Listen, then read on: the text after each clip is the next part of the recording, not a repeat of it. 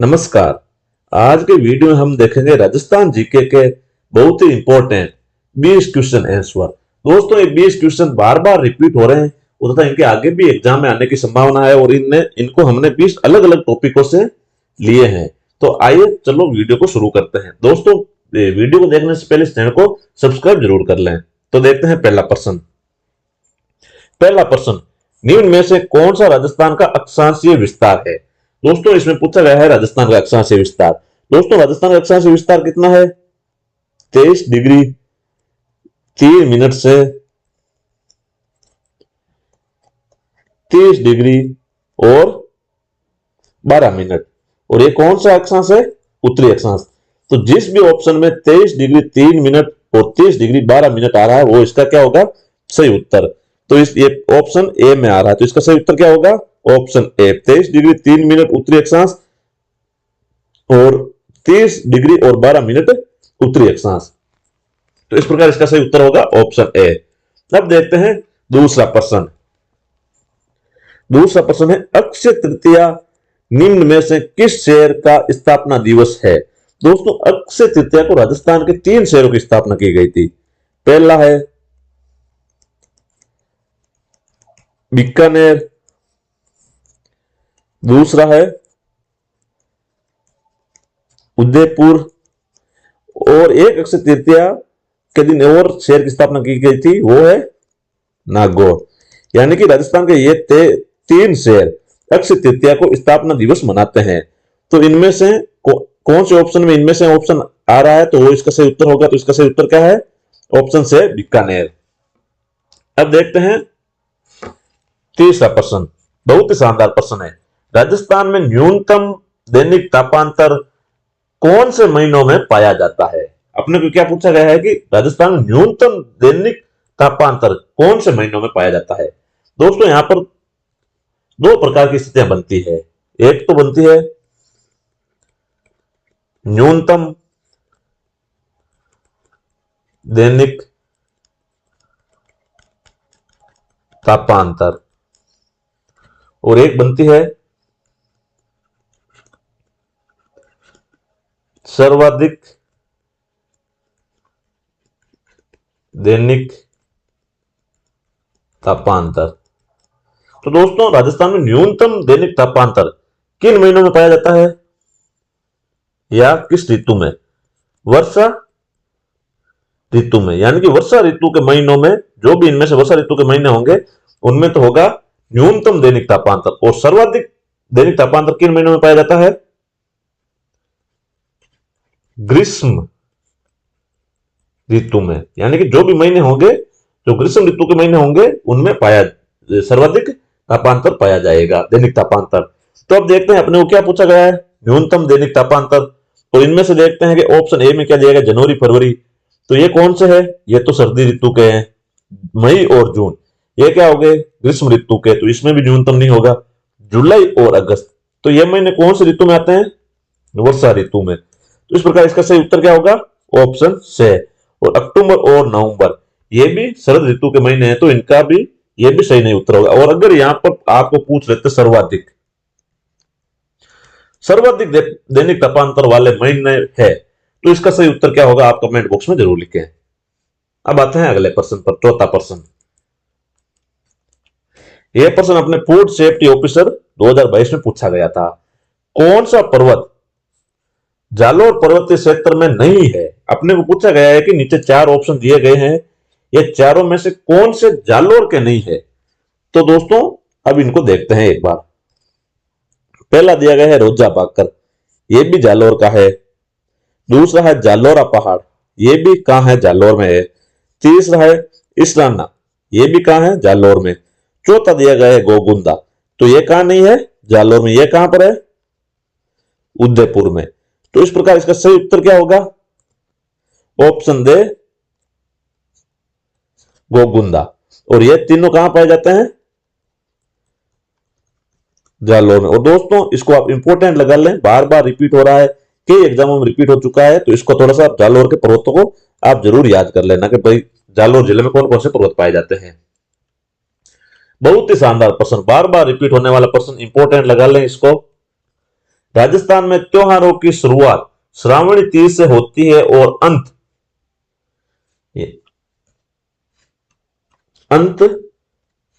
से होता है। अपने को इस प्रश्न में पूछा गया है कि राजस्थान में त्योहारों की शुरुआत तो श्रावणी तीज से होती है, मतलब त्योहारों की शुरुआत यानी त्योहार मनाना शुरू करते हैं श्रावणी तीज से, और अंत किस त्योहार से होता है। अपने को ऑप्शन दिया गया है Chhathda Chauth, option B Sheetalashtami, option C Gangaur और ऑप्शन दे हरियाली तीज। मेरे को लगता है लगभग सभी को इसका उत्तर आ रहा होगा। एक कहावत है दोस्तों मारवाड़ी में, तीज त्योहारा बावड़ी ले डूबी गणगौर। यानी कि तीज से तो त्योहारों की शुरुआत होती है और गणगौर से त्योहारों की समाप्ति होती है। तो गणगौर कौन से ऑप्शन में आ रहा है? से। तो इसका सही उत्तर क्या होगा? ऑप्शन से। अब आते हैं अगले प्रश्न पर। छठा प्रश्न, निम्नलिखित में से कौन सा मेला वर्ष में 2 बार आयोजित होता है? ऑप्शन ए श्री महावीर जी का मेला, ऑप्शन बी कैला देवी का मेला, ऑप्शन से भरतरी का मेला और ऑप्शन दे सिवाड़ का मेला। तो दोस्तों इसका सही उत्तर है ऑप्शन से भरतरी का मेला। भरतरी का मेला कहां पड़ता है? सरिस्का अलवर में। और इसे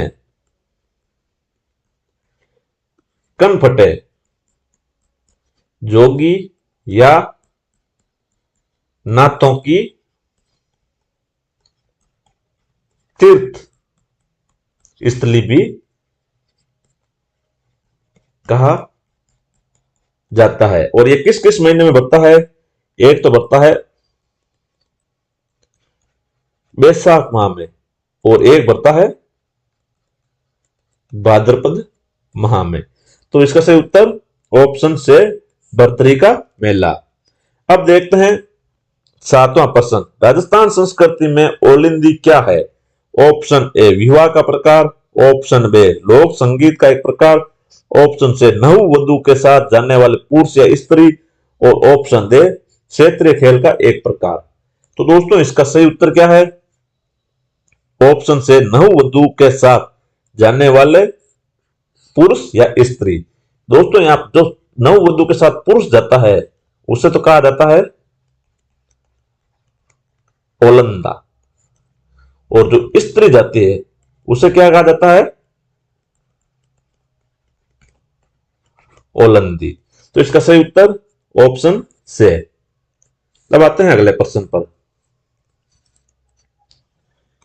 पुष्कर अजमेर में कौन कौन सा मंदिर स्थित है? अपने को पूछा गया है कि नीचे जो मंदिर दिए गए हैं इनमें से पुष्कर अजमेर में कौन कौन से मंदिर है? तो ऑप्शन है ब्रह्मा जी का मंदिर, ऑप्शन बे सावित्री मंदिर, ऑप्शन से गायत्री मंदिर और ऑप्शन दे दिए गए सभी। तो दोस्तों आपको इसका सही उत्तर क्या लग रहा है? जब हम देखते हैं ब्रह्मा जी का मंदिर पुष्कर में है, सावित्री जी का मंदिर भी पुष्कर में है और गायत्री जी मंदिर का भी पुष्कर में है, तो इसका सही उत्तर क्या होगा? ऑप्शन दे दिए गए सभी। अब देखते हैं नौवां प्रश्न, ऊंटों के देवता के रूप में किसे पूजा जाता है? Option A Ramdev ji, option B Mallinath ji, option C Babu जी और ऑप्शन दे देवनारायण जी। तो इसका सही उत्तर है ऑप्शन से बाबू जी, और बाबू जी का मंदिर कहां पर स्थित है? कोलूमंड फलोदी में। और इन्हें ऊंटों के देवता भी कहा जाता है। किन्हें कहा जाता है? बाबू जी को। अब आते हैं अगले प्रश्न पर। बहुत ही शानदार प्रश्न है, सुमेलित कीजिए, एक तरफ है वाद्य यंत्र और एक तरफ है जाति। अपने को इस प्रश्न में पूछा गया है कि इनको वाद्य यंत्र को बताना है कि कौन सी जाति द्वारा बजाया जाता है। तो सबसे पहले सारंगी। सारंगी सभी को आता होगा लगभग। लंगा, पुंगी, पुंगी बजाते हैं कालबेलिया, कामायचा, मंगनियार और रावण हत्ता बोपे। तो इसमें क्या होगा? एक के साथ में सॉरी पहले के साथ में क्या आ रहा है? 3, दूसरे के साथ में क्या आ रहा है? 4, तीसरे के साथ में 2 और चौथे के साथ में 1। तो जिसमें जिसमें 3 4 2 1 आएगा वही इसका सही उत्तर होगा। तो ऑप्शन ए के साथ में 1 आ रहा है, गलत। ऑप्शन बी ए के साथ में 2 आ रहा है, गलत। ऑप्शन सी ए के साथ में 3, 2 के साथ में 4, 3 के साथ में 2 और 4 के साथ में 1। तो इसका सही उत्तर क्या होगा? Option C. अब देखते हैं 11वां प्रश्न। वह कौन सी नदी है जो अरावली के पश्चिमी ढालों से निकलकर सिरोही के कुछ क्षेत्र में बहते हुए कच्छ की खाड़ी में लीन हो जाती है? Option A Mahi, option B पश्चिमी बनास, ऑप्शन से साबरमती और ऑप्शन डी मोरैन।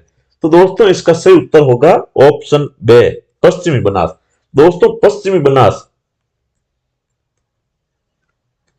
पश्चिम के ओर प्रवाह वाली नदी है और ये दोस्तों सिरोही से निकलती है। सिरोही से कहां से निकलती है? सिरोही से। और सिरोही से निकलती हुई कच्छ के रण में, गुजरात के कच्छ के रण में विलीन हो जाती है। तो इस प्रकार इसका सही उत्तर क्या होगा? ऑप्शन वे पश्चिमी बनास। अब देखते हैं 12वां प्रश्न। बहुत ही शानदार प्रश्न है। मक्का राजस्थान की किस जनजाति का मुख्य भोजन है? Option A Sansi, option B Bhil, option C Meena और ऑप्शन दे शहरिया।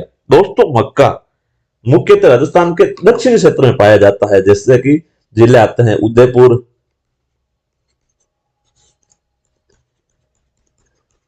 डूंगरपुर, बांसवाड़ा। इन जिलों के क्षेत्र में मक्का सर्वाधिक उत्पादित किया जाता है और इन क्षेत्रों में मुख्यतः कौन सी जनजाति पाई जाती है? भील। तो इसका सही उत्तर ऑप्शन बे भील। माही बजाज सागर परियोजना एक संयुक्त उद्यम है और नीचे दिए गए हैं। अपने इस प्रश्न में पूछा गया है कि माही बजाज सागर परियोजना किन 2 या 3 राज्यों की संयुक्त उद्यम है और अपने नीचे राज्य दिए गए हैं। ऑप्शन ए राजस्थान, पंजाब और गुजरात का। ये तो हो भी नहीं सकता। दूसरा है गुजरात तथा राजस्थान, तीसरा है राजस्थान, गुजरात तथा मध्य प्रदेश का और चौथा है राजस्थान तथा मध्य प्रदेश तथा राजस्थान का। तो दोस्तों इसका सही उत्तर क्या है? ऑप्शन बी गुजरात तथा राजस्थान का। यानी कि माही बजाज सागर परियोजना राजस्थान और गुजरात की एक संयुक्त परियोजना है। चौथा प्रश्न।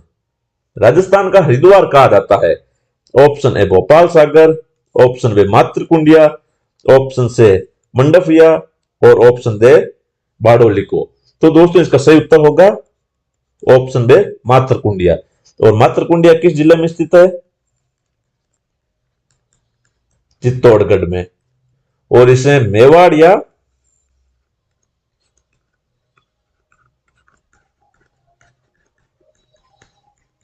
राजस्थान का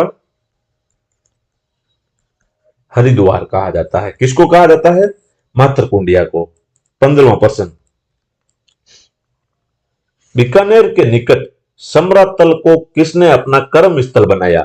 option A Goga ji, option B Babu ji, option C Dhanna जी और ऑप्शन दे जाम्बो जी। तो दोस्तों इसका सही उत्तर है ऑप्शन दे जाम्बो जी। दोस्तों जाम्बो जी से संबंधित 3 स्थल प्रमुख है। पहला है